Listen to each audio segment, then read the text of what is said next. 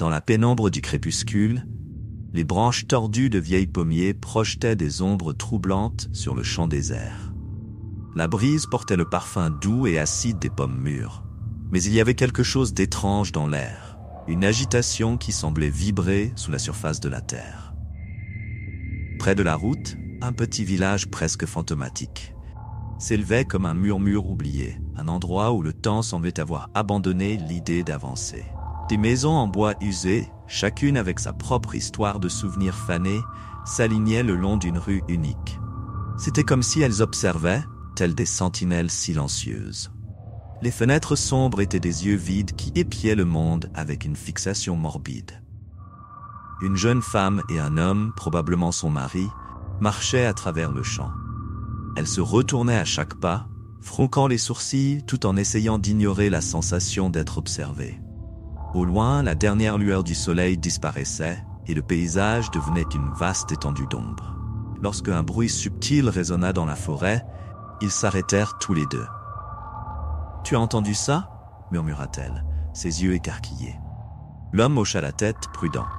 Les arbres semblaient se refermer autour d'eux, et le ciel, désormais sans lumière, n'accentuait que l'atmosphère d'oppression qui enveloppait le couple. D'un pas mesuré, ils reprirent leur chemin, mais chaque pas semblait plus lourd que le précédent. Le champ semblait infini, le village lointain. Leur visage révélait un désespoir croissant. Il n'y avait plus de sentier, juste de la terre durcie et des racines qui semblaient surgir du sol. Soudain, le bruit de pas s'approchant résonna dans l'ombre. Ils se regardèrent, animés par la même terreur primitive. Elle lui serra la main avec force, ses yeux fixés sur l'obscurité. Une silhouette sortit de la pénombre, son contour dissimulé par l'obscurité. Le couple recula, mais avant qu'il ne puisse crier, l'air se remplit d'une présence presque surnaturelle. La femme ressentit un frisson lui parcourir l'échine, un froid glacial comme la lame couteau. Ils tournèrent le dos, essayant de fuir. Mais le poids de quelque chose d'ancien et d'invisible les retint, les ancrant au sol. Et puis le silence revint.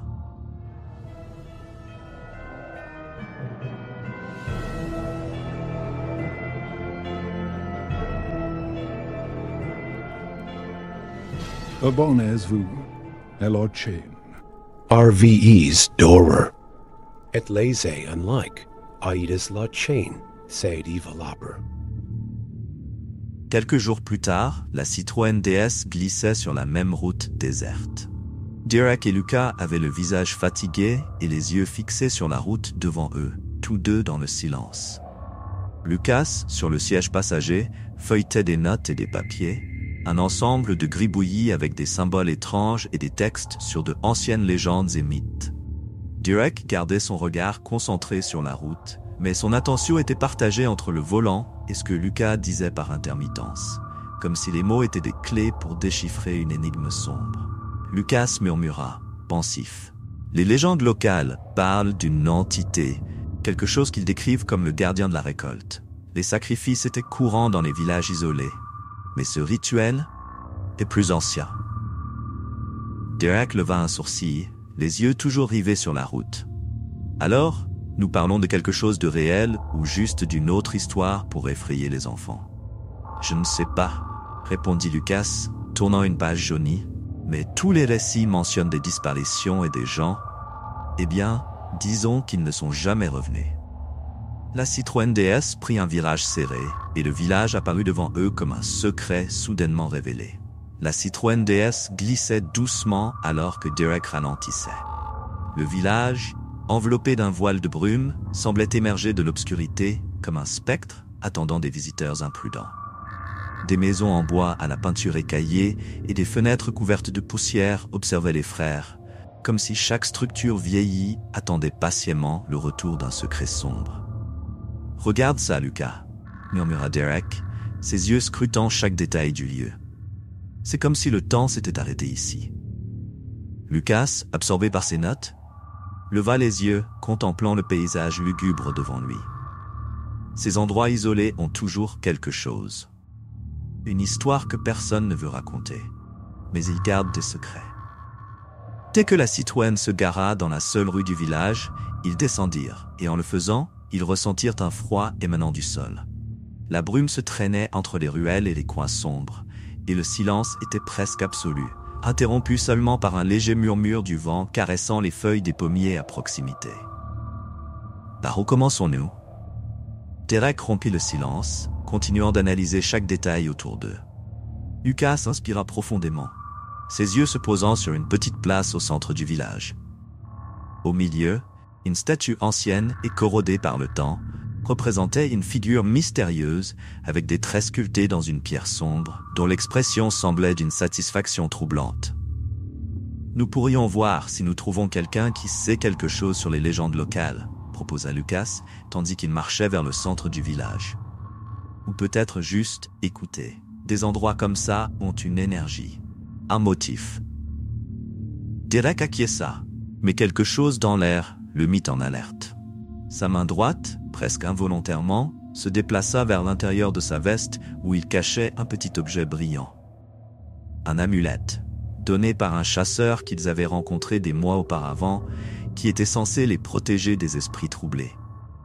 Ils parcoururent la petite rue, passant devant une vieille épicerie avec des vitrines couvertes de poussière et un café fermé, dont les chaises étaient empilées dans un coin. C'était comme si le village attendait quelque chose ou quelqu'un, mais sans hâte, avec une sorte de patience sombre. « Tu as remarqué qu'il n'y a personne ici ?» Derek finit par commenter, rompant l'atmosphère oppressante qui se formait entre eux. Lucas acquiesça, ses yeux errant sur les façades des bâtiments silencieux. C'est étrange. Même dans les petits villages, il y a toujours du bruit, une activité. Les deux frères continuèrent à marcher jusqu'à ce qu'en tournant un coin, ils aperçurent une silhouette au loin. Un homme âgé, vêtu d'un lourd manteau, était adossé à un poteau, les observant avec méfiance. Son regard était intense, comme s'il pouvait voir à travers eux. « Essayons de lui parler », suggéra Lucas. L'homme resta immobile, tandis que les frères s'approchaient, sans détourner les yeux, son expression chargée d'une gravité sombre. Quand ils s'arrêtèrent à quelques pas de distance, l'homme parla enfin, sa voix basse et rauque résonnant dans la rue vide. « Vous n'êtes pas d'ici » déclara-t-il, sans sembler poser une question. « Vous ne devriez pas être ici. »«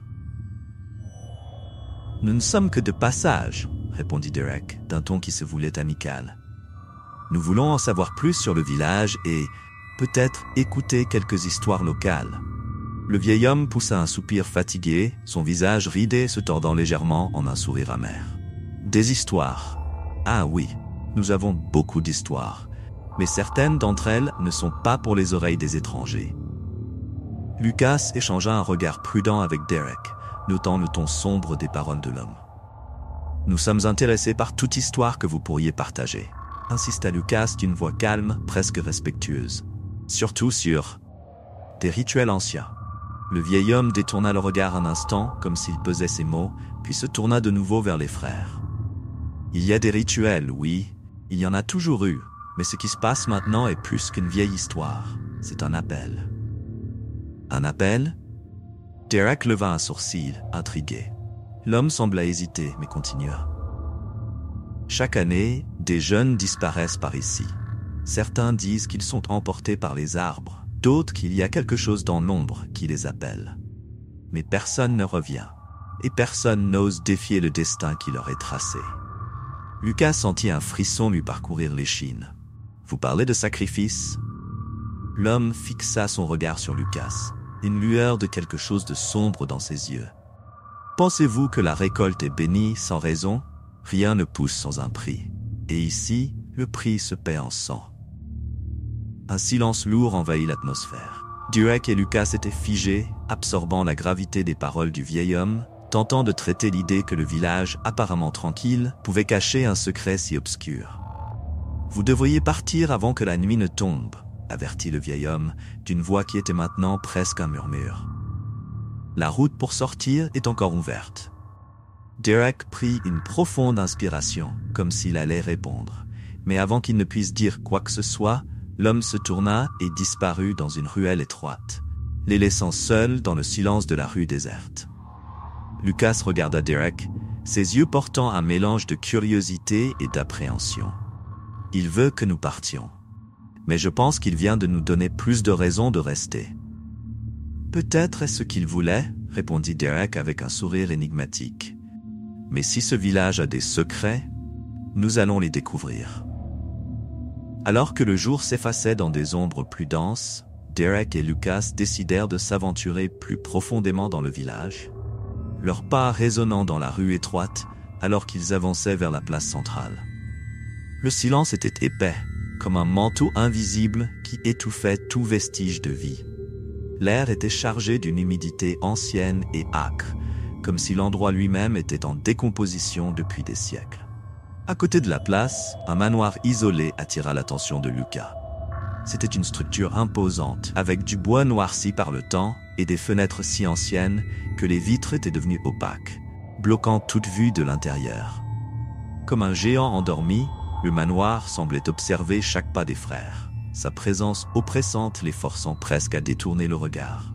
« Cet endroit a quelque chose de bizarre », murmura Lucas, d'une voix étouffée. Il passa ses doigts sur la couverture d'un de ses vieux livres, comme s'il cherchait une protection contre l'aura sombre du lieu. Derek acquiesça. « C'est quelque chose que je ne peux pas expliquer, mais je le ressens. » Soudain, une jeune femme apparut au bout de la rue. Elle portait une robe aux couleurs fanées et un foulard sur la tête, semblant déplacée dans le temps, comme si elle venait tout juste de sortir d'un tableau ancien. Ses yeux, d'un brun profond, les analysaient avec une intensité presque hostile. « Vous êtes les étrangers qui posent des questions, n'est-ce pas ?» Sa voix sonnait comme une lame, tranchante et directe. « Oui, nous sommes de passage et nous avons entendu des histoires sur le village, » répondit Lucas, tentant de cacher son nervosité. « Nous voulions mieux comprendre ce qui se passe ici. » La femme esquissa un sourire sec, ses yeux froids comme de la glace. « Comprendre ? Vous ne voulez pas comprendre. Vous voulez juste voir ce que vous ne devriez pas. » Derek, avec son attitude ferme, s'approcha, tentant d'établir un lien avec l'étrangère. L'homme que nous avons rencontré plus tôt a parlé de disparition et d'un appel. Que cela signifie-t-il ?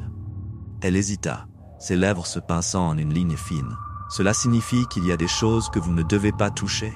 Ici, ce qui grandit, grandit par notre dévotion au esprit des arbres. Parfois, les arbres ont faim. Un frisson parcourut l'échine de Derek et Lucas. Ils se regardèrent, mais avant qu'ils ne puissent poser d'autres questions, la femme se retourna et disparut dans l'obscurité, laissant derrière elle un sillage de mystère et de doute. Avec la nuit enveloppant déjà le village, les frères se dirigèrent vers la petite auberge qu'ils avaient vue à l'entrée du bourg. Un endroit modeste, aux murs couverts de lierre et au toit bas, où le silence semblait plus épais que l'air. En entrant, ils furent accueillis par le propriétaire, un homme âgé et frêle, avec des yeux fatigués et une expression portant le poids d'innombrables histoires sombres. « Que vous amène ici ?» demanda-t-il d'une voix basse et méfiante. « Nous explorons simplement, » dit Derek, gardant un ton décontracté. « Nous avons entendu parler des anciennes traditions et de l'histoire des pommiers ici. » L'homme les observa un instant, puis fit un geste pour qu'ils s'approchent. « Il n'est pas de bon ton de poser des questions à ce sujet, » murmura-t-il. « Il y a des choses dans ce village qui sont anciennes, et ceux qui posent trop de questions finissent parfois par devenir partie intégrante de ces traditions. » Lucas regarda Derek, alarmé, mais Derek acquiesça simplement avec un sourire doux, comme s'il ne se laissait pas facilement intimider. « Je comprends. Nous ne voulons pas déranger, nous sommes juste naturellement curieux. » L'homme soupira, semblant évaluer s'il devait continuer ou non. Les arbres, les pommiers, sont plus anciens que le village lui-même. Certaines histoires disent qu'ils ont été plantés sur des tombes païennes, des lieux de rituels anciens, bien avant qu'une église soit construite ici. Les mots de l'homme créèrent un poids suffocant dans l'air, comme si une main invisible serrait le cœur de chacun des frères. Mais malgré le malaise, ils étaient décidés à aller de l'avant et à comprendre ce qui se passait vraiment là. En s'installant dans leur chambre, Derek et Lucas discutèrent à voix basse de tout ce qu'ils avaient découvert jusqu'à présent. Lucas commença à feuilleter son livre de rituels et de légendes, essayant de trouver quelque chose qui pourrait leur donner un indice sur ce qui se passait réellement.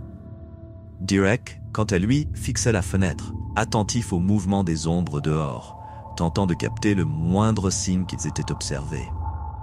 À un moment donné, Lucas trouva un passage dans le livre qui attira son attention. « Derek, écoute ça.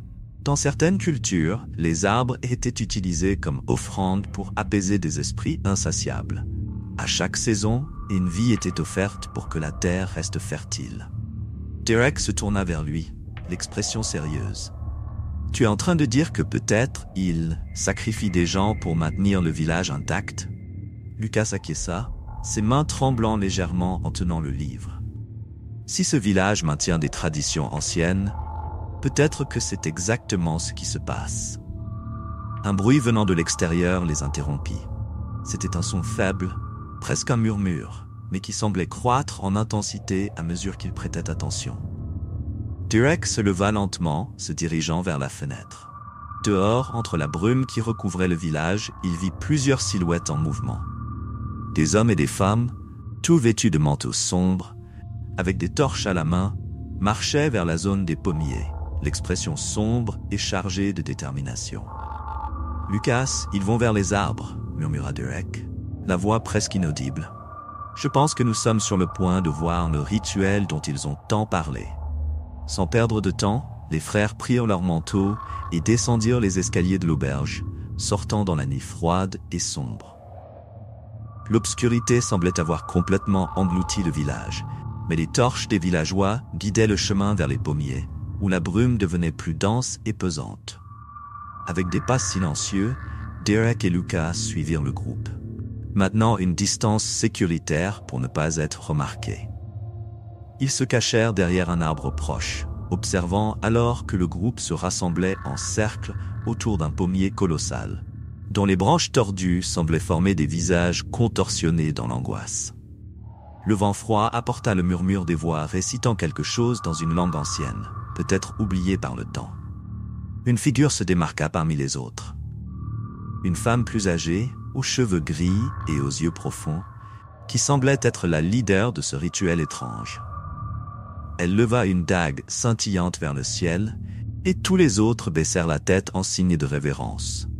Dans ses mains, quelque chose de petit et brillant que Derek et Lucas ne purent distinguer immédiatement. « Ils sont sur le point de sacrifier quelqu'un », murmura Lucas, les yeux écarquillés de terreur. Derek observait, les poings serrés, le besoin d'intervenir le consumant. Mais il savait que tout mouvement imprudent pourrait signifier la fin pour eux deux.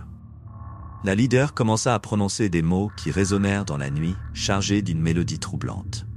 Puis, le son cessa, et un silence absolu tomba sur le village. Alors que le silence régnait, Derek et Lucas, cachés dans la pénombre, ressentaient le poids croissant du danger autour d'eux. C'était comme si chaque mot récité par les habitants émanait une énergie sombre, une pulsation vivante qui semblait synchronisée avec les battements de leur cœur. Les frères échangèrent un regard rapide, confirmant qu'ils étaient prêts pour tout ce qui pourrait suivre, même si la peur tentait silencieusement de s'installer. La leader du rituel leva la dague au-dessus de sa tête, la lame brillant à la lumière des torches. Soudain, une figure émergea du milieu de la foule, poussée vers le centre du cercle. Un jeune homme, ligoté et avec des yeux écarquillés de terreur, fut projeté au sol. Les frères observèrent, retenant leur souffle, alors que le garçon tentait désespérément de se libérer des cordes, son regard suppliant errant entre les villageois. Aucun visage ne montrait de miséricorde. Leur expression était impassible, comme si cet acte n'était qu'une formalité, une nécessité pour le bien supérieur. « Nous ne pouvons pas simplement regarder ça », chuchota Derek, la voix rauque d'indignation. Il fit un pas en avant, mais Lucas saisit fermement son bras. « Attends », murmura Lucas, « nous devons comprendre ce qui se passe réellement. Si nous avançons maintenant, cela pourrait être notre fin, et nous n'aiderons personne. » Derek hésita, mordant sa lèvre, mais acquiesça. Ils continuèrent à observer, tandis que le jeune homme, déjà résigné à son destin, cessait ses mouvements, comme s'il acceptait sa mort imminente. La leader commença à entonner un chant bas, et le groupe l'accompagna, répétant les mots en chœur. L'intensité du chant grandissait, remplissant l'air autour d'eux d'une étrange résonance, comme le son d'un tonnerre lointain. Le sol semblait trembler légèrement, et Derek sentit une vague froide se répandre sur le sol, comme si quelque chose d'invisible s'élevait des profondeurs attiré par les mots du rituel. Lucas fouilla frénétiquement ses souvenirs, tentant de trouver toute référence similaire dans les légendes qu'il avait étudiées. Le rituel avait toutes les caractéristiques d'un ancien sacrifice païen, une sorte d'offrande destinée aux esprits de la nature ou à des entités encore plus anciennes et inconnues. Et alors, quelque chose de troublant se produisit. Les arbres autour commencèrent à émettre un son sibilant, comme s'ils chuchotaient entre eux, communiquant dans une langue qui n'était pas humaine. Il était presque impossible de distinguer les mots, mais le ton était d'attente, de faim. Les branches des pommiers semblaient s'incliner légèrement, comme attirées par la chaleur et l'odeur de la vie qui allait être offerte. Les ombres dans les cimes des arbres prenaient des formes indistinctes, presque comme des visages qui observaient avec des yeux vides et des bouches entr'ouvertes, prêtes à dévorer. Derek et Lucas observèrent, choqués, alors que la leader du rituel murmurait quelque chose de bas et terminait son chant. Les villageois levèrent leurs torches en révérence au ciel, tandis que la lame de la dague descendait lentement vers la poitrine du jeune homme, qui ferma les yeux, attendant la fin. Mais, avant que la lame ne le touche, un son inattendu trancha l'air. Le cri d'un hibou résonna dans la forêt, faisant hésiter tous les présents pendant un bref instant.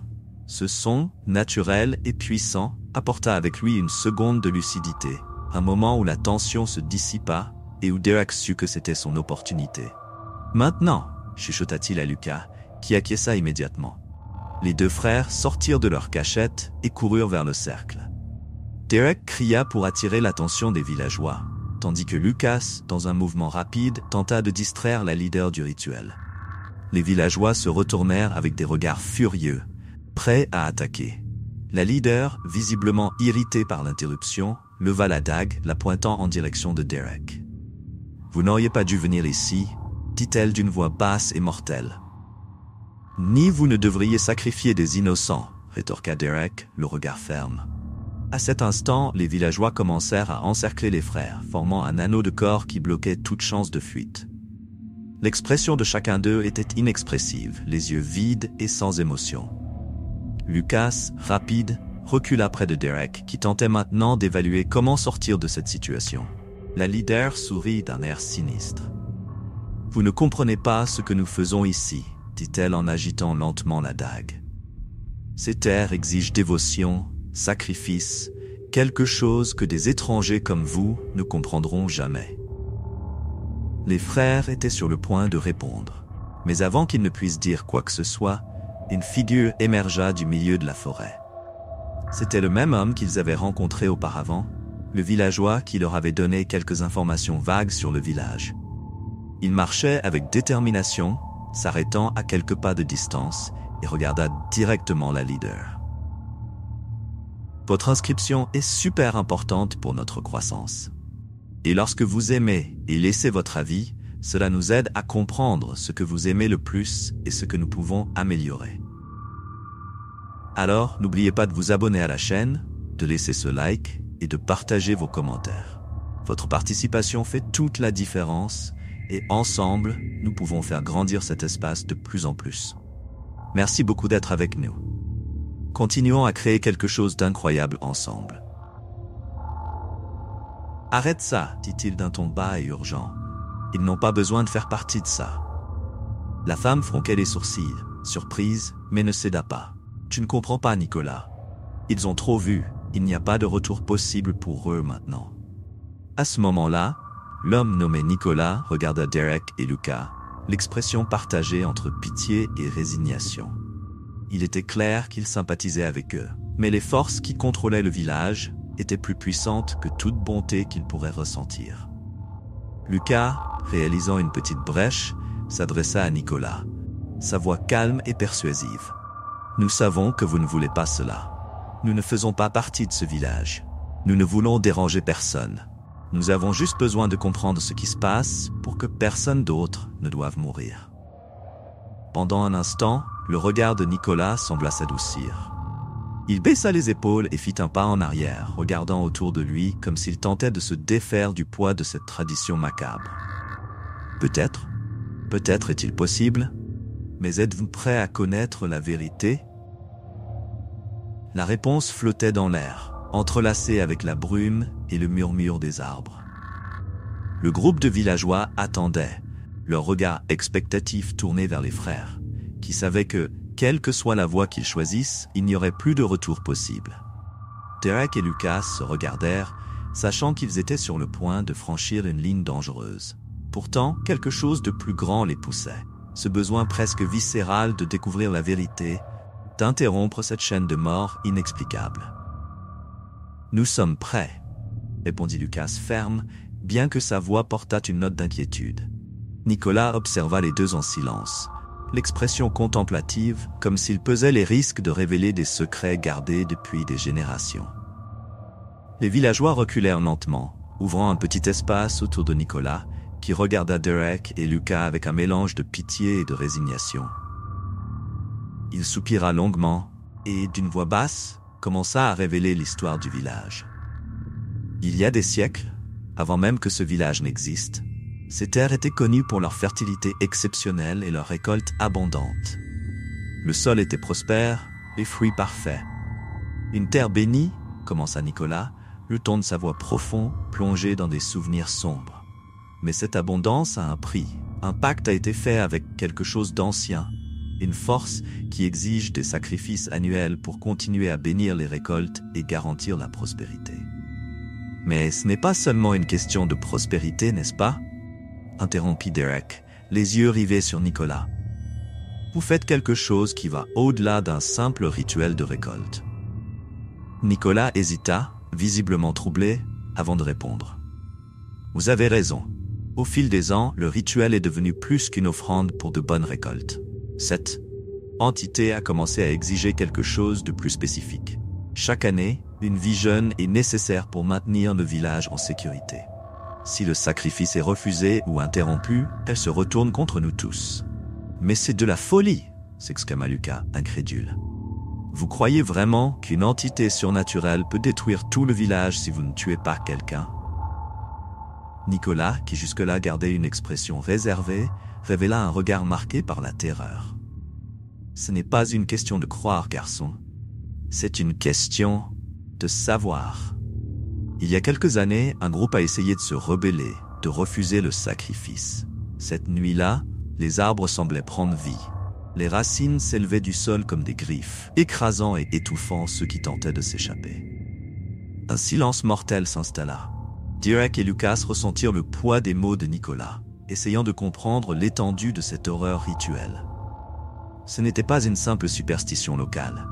C'était un pacte terrifiant avec une force invisible mais palpable, enracinée dans les vies et le destin de chaque habitant. « Alors, vous acceptez cela ?» questionna Derek, le ton de sa voix trahissant une colère contenue.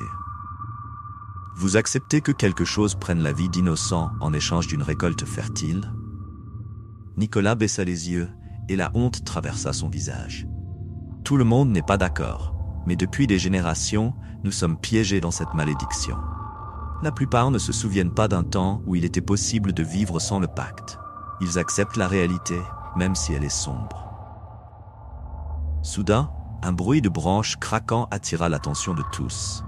Les arbres autour semblaient bouger légèrement, comme s'ils réagissaient à l'atmosphère tendue entre les présents. Une rafale de vent traversa le cercle de villageois, faisant osciller les torches et projetant des ombres inquiétantes tout autour. Quelque chose dans la forêt était en train d'écouter. Lucas, prudent, tira légèrement Derek par le bras et murmura « Derek, c'est trop grand pour nous. Nous avons besoin de temps pour planifier comment mettre fin à cela. » Mais avant qu'il ne puisse reculer, la leader du rituel, qui observait en silence jusqu'alors, leva la dague en direction des frères, les yeux emplis d'un ferveur sombre. « Vous osez remettre en question nos traditions, interférer dans un rituel qui protège notre village depuis des siècles ?» Sa voix résonna comme un tonnerre, suscitant des murmures d'approbation parmi les villageois. Derek la fixa, défiant. « Ce n'est pas une tradition, c'est un meurtre. » Elle hésita un instant, mais la fureur revint rapidement sur son visage. « Alors vous devrez aussi faire partie du sacrifice. » Le silence qui suivit était plus menaçant que n'importe quel mot.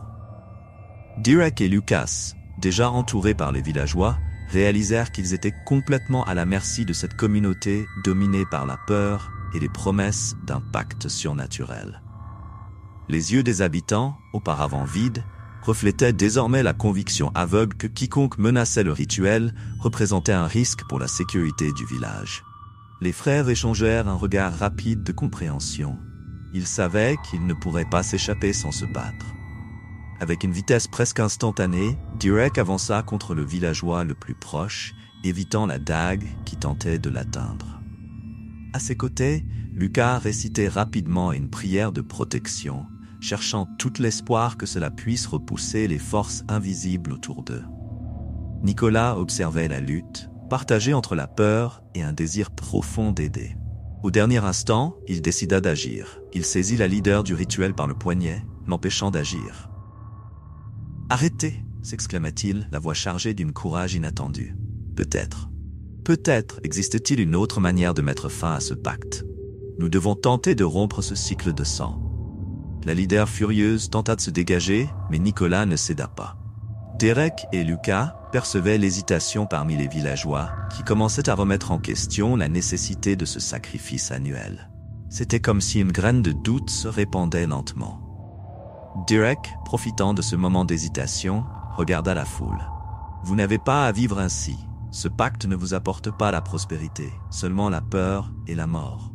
Si vous affrontez cette entité ensemble, peut-être pourrez-vous briser cette malédiction pour toujours. » Le silence devint dense, la tension vibrante, comme un fil prêt à se rompre.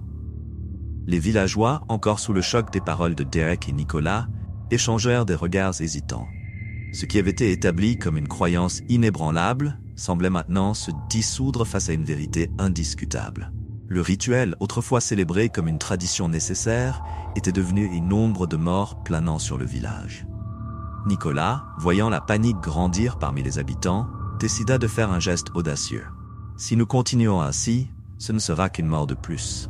Peut-être que cette année, nous, en tant que communauté, affronterons cette entité. Plus de sacrifices, plus de sang. » La chef du rituel, encore consumée par une colère venimeuse, lança un cri d'avertissement. « Si vous rompez le pacte, tous mourront. Ce n'est pas une entité que l'on peut défier. » Mais sa voix n'avait plus le même impact. Les villageois, encore sous le choc, s'éloignèrent lentement d'elle, comme s'ils avaient été libérés d'une transe. À ce moment-là, le vent se remit à souffler violemment, et les arbres autour des frères et des villageois commencèrent à s'agiter, comme si quelque chose répondait à l'affaiblissement de la foi qui avait scellé ce sombre pacte depuis si longtemps. La terre semblait vibrer d'un ressentiment ancien, l'air chargé d'électricité et d'une peur collective. Lucas regarda Derek avec inquiétude, sentant le poids de ce qu'ils allaient affronter. « Nous sommes proches, Derek. Mais si nous rompons le pacte et qu'elle vient nous chercher, il faut penser à quelque chose qui pourrait vraiment la sceller. » Derek, bien conscient des risques, garda sa détermination. Rompre le cycle est la seule façon d'essayer de sauver tout le monde ici. C'est risqué, mais continuer ce massacre n'est pas une option. Les villageois, bien que toujours incertains, commencèrent à former un cercle autour des frères.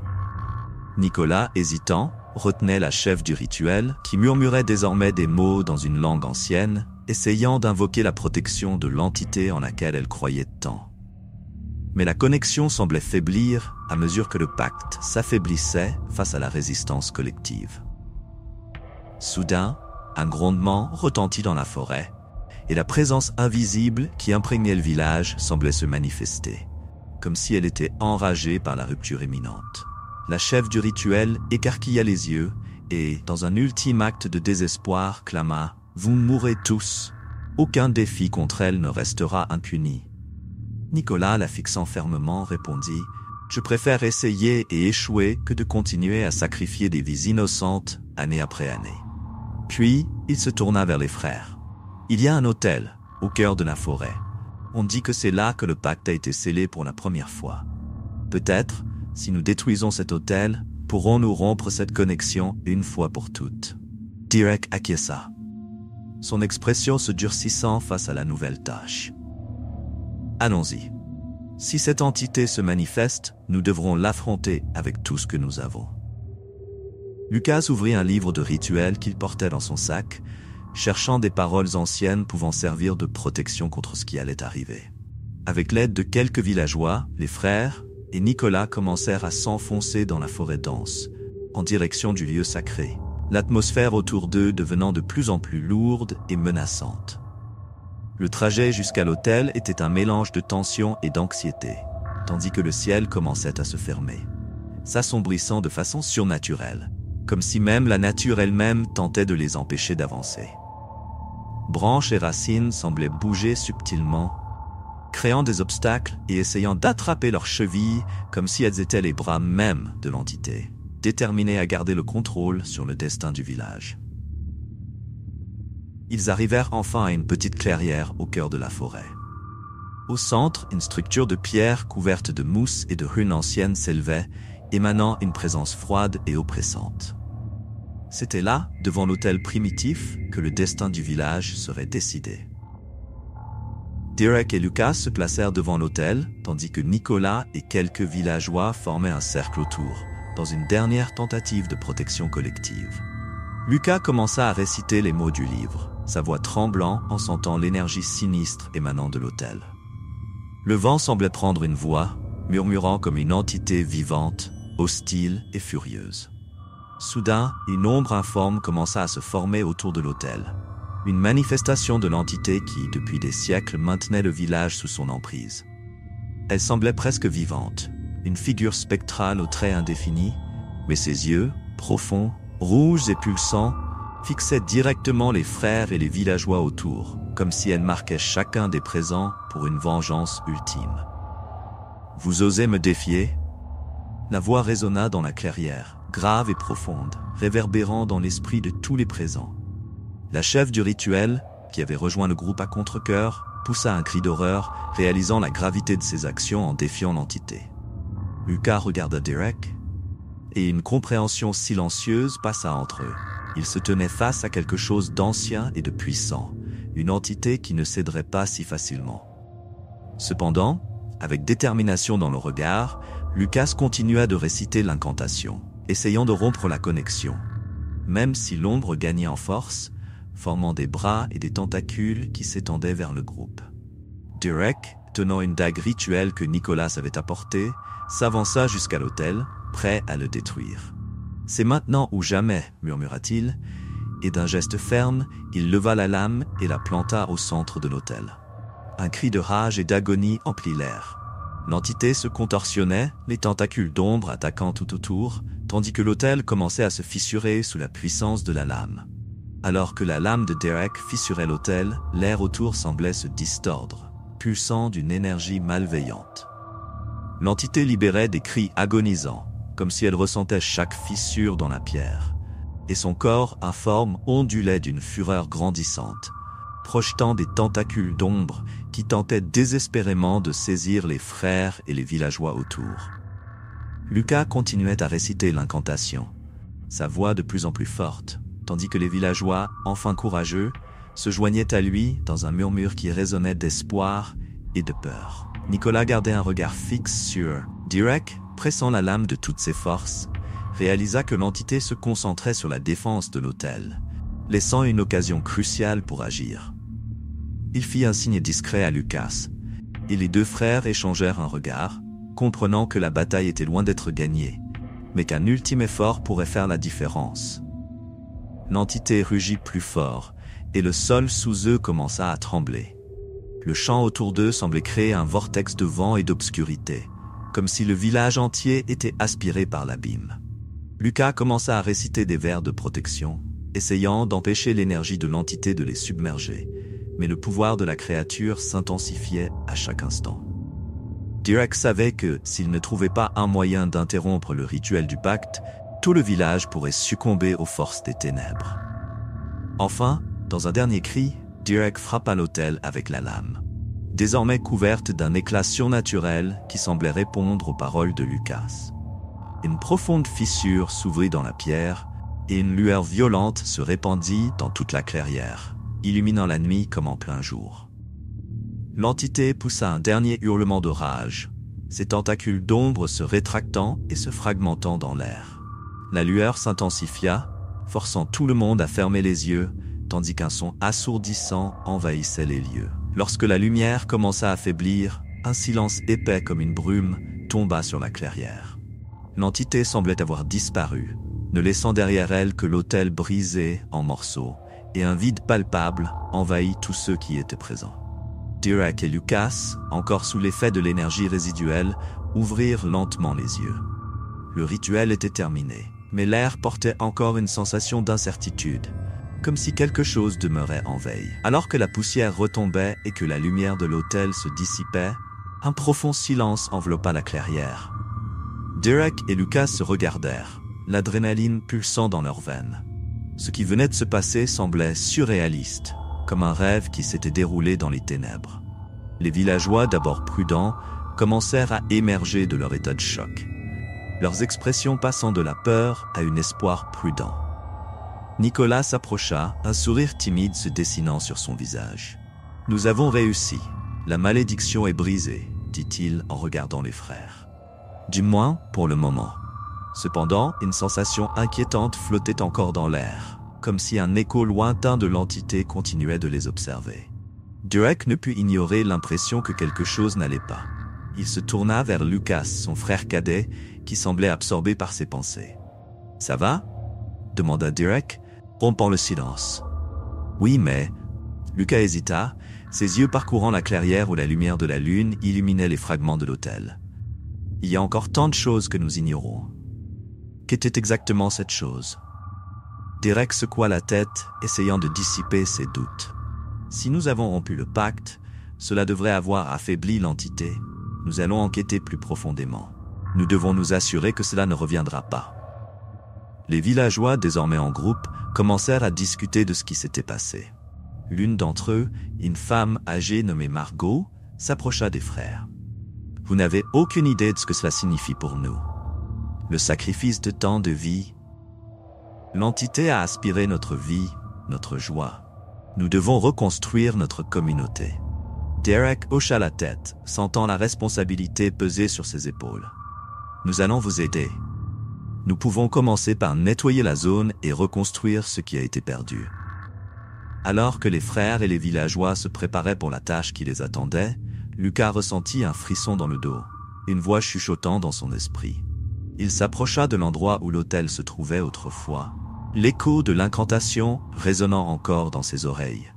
« Derek, dit-il avec une inquiétude grandissante, et si le pacte avait été rompu, mais que l'entité ne faisait que se cacher? Et si elle attendait un moment de faiblesse pour revenir ?» L'expression de Derek se durcit, la tension revenant. « Dans ce cas, nous devons nous préparer à cela. Nous ne pouvons pas baisser notre garde. » La nuit avançait et une nouvelle détermination grandissait parmi les frères et les villageois. Alors qu'ils commençaient à s'organiser, une brise glaciale traversa la clairière, faisant vaciller les flammes des torches. Lucas leva les yeux vers le ciel, où des nuages sombres se rassemblaient, obscurcissant la lune. Un cri lointain retentit à travers la forêt, interrompant le silence. Les visages des villageois pâlirent. Derek se retourna rapidement, la tension et l'inquiétude se mêlant dans son regard. « Ce n'était que le vent, » dit-il, mais sa voix tremblait, et tout le monde savait que la bataille n'était pas encore terminée. Leur détermination se renforça, mais l'incertitude planait dans l'air. Ils étaient prêts à reconstruire, mais ils savaient qu'ils devaient rester vigilants. Et ainsi, tandis que la lune disparaissait derrière les nuages, les frères se joignirent aux villageois dans un nouvel effort. Décidés à affronter non seulement les défis du présent, mais aussi toute ombre du passé qui pourrait encore les menacer. Au fond de leurs esprits, une question persistait. Jusqu'à quel point le mal avait-il réellement été expulsé? Les réponses viendraient avec le temps, mais une chose était certaine. La lutte était loin d'être terminée.